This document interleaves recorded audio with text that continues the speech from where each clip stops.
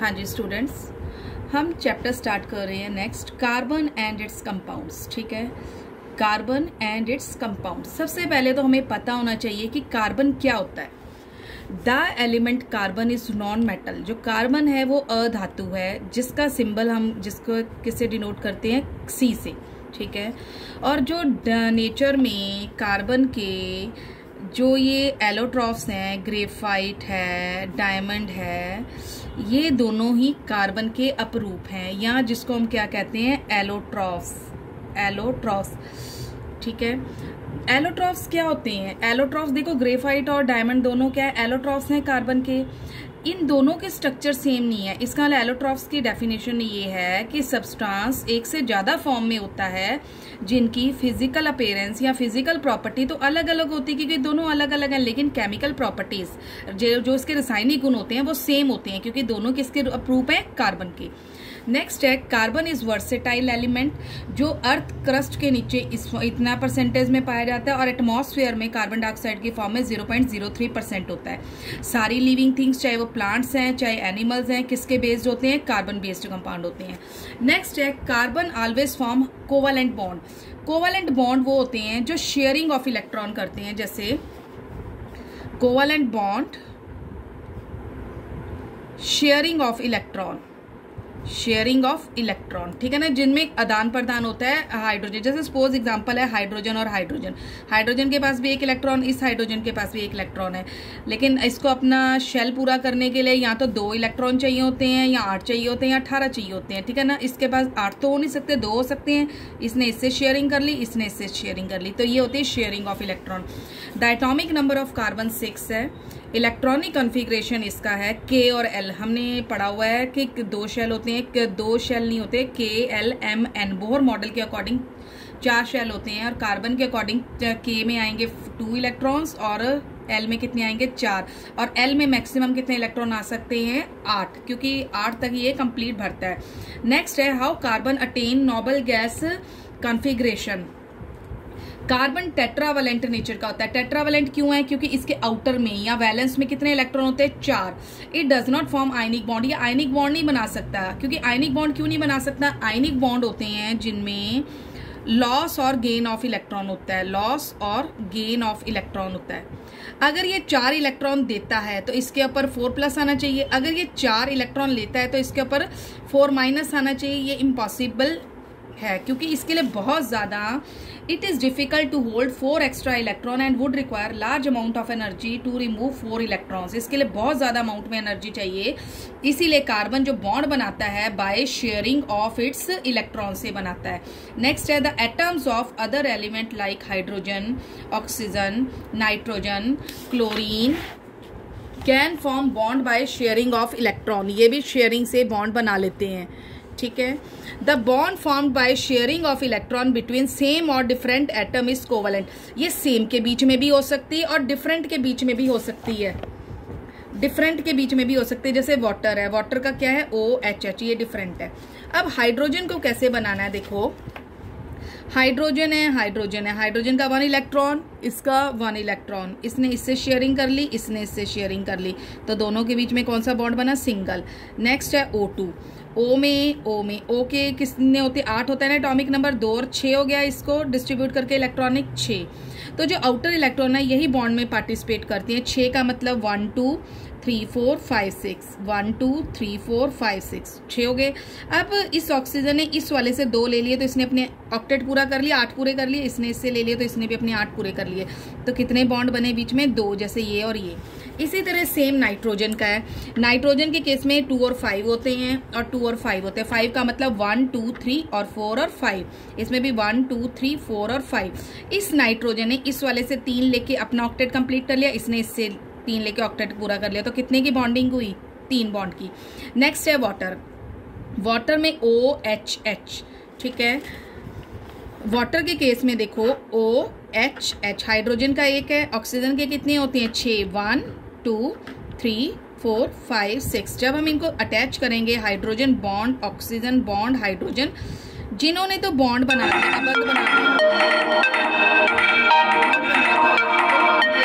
जिन्होंने bond bond नहीं बनाया वो क्या है, लॉन पेयर, जैसे यहाँ पे बताया हुआ है, ठीक है। नेक्स्ट है physical property of covalent compounds. सहसंयोजी बंध की फिजिकल प्रॉपर्टीज क्या है, इनके हमेशा लो मेल्टिंग और बॉइलिंग पॉइंट होते हैं, वीक इंटरमोलिकुलर फोर्सेज होती है, they are generally poor conductor of electricity, इनमें इलेक्ट्रिसिटी भी क्या होती है, पुअर कंडक्टर होती है, because electron are shared between them and no charge particle are formed, क्योंकि सिर्फ इलेक्ट्रॉन की शेयरिंग होती है, कोई चार्ज पार्टिकल नहीं बनता। चार्ज पार्टिकल तब बनेगा जब ये हमारे पास कौन सा बॉन्ड होएगा, आयनिक। अगला है versatile nature of carbon. Carbon की दो प्रॉपर्टी हैं, फर्स्ट है कैटेनेशन, दूसरी है टेट्रावैलेंसी।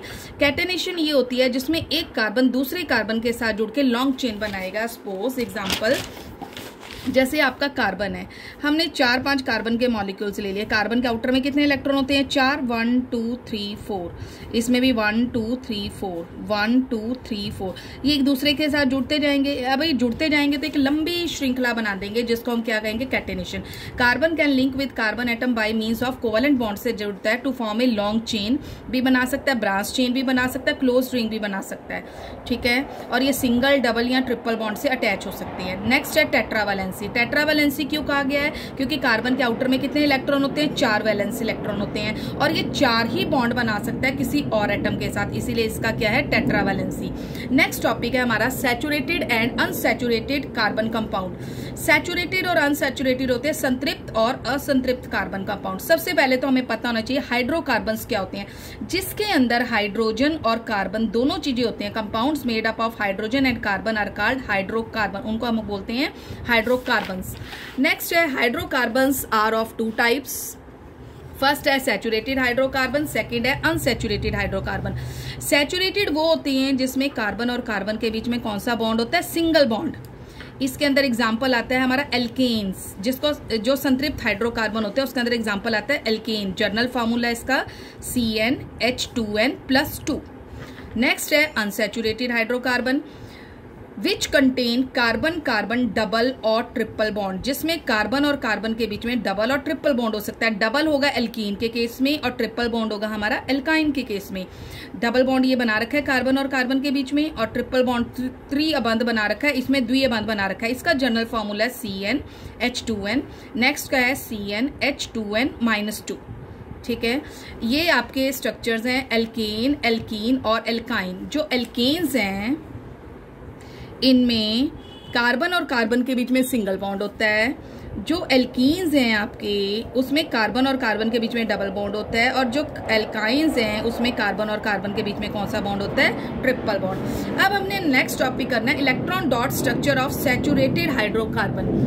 ये इलेक्ट्रॉन डॉट स्ट्रक्चर हमने कैसे बनाना है, हमें पता होना चाहिए कि सबसे पहला मेंबर जिसमें एक कार्बन होता है उसको हम मीथेन कहते हैं, जिसमें 2 कार्बन होते हैं उसको हम इथेन कहते हैं, जिसमें 3 कार्बन होते हैं उसको हम प्रोपेन कहते हैं, जिसमें कार्बन 4 होते हैं उसको हम ब्यूटेन कहते हैं, जिसमें कार्बन 5 होते हैं वो पेंटेन है, और जिसमें कार्बन 6 है वो क्या होता है हमारा हेक्सेन।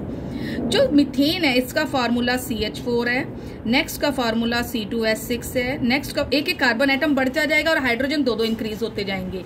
C3H8 हो गया, नेक्स्ट में C4 हो गया, H कितने हो गए, 8 की जगह 10 हो गए, नेक्स्ट में C5H12 हो गया, नेक्स्ट में C6H14 हो गया। हर एक मेंबर के बीच में CH2 का डिफरेंस है, एक कार्बन और एक हाइड्रोजन। ये फार्मूले आए कहाँ से, देखो जनरल फार्मूला ये हम एल्केन्स का बना रहे हैं जिसमें कार्बन कार्बन सिंगल बॉन्ड था, और इसका जनरल फार्मूला क्या है CnH2n+2। अब देखो इस फार्मूले के अकॉर्डिंग हम फार्मूलेस बनाएंगे। फर्स्ट मेंबर में मीथेन में कार्बन कितने होते हैं 1, तो n की जगह मैं क्या लगाऊंगी 1H2 × 1+2, तो फार्मूला क्या बन गया मेरा CH4।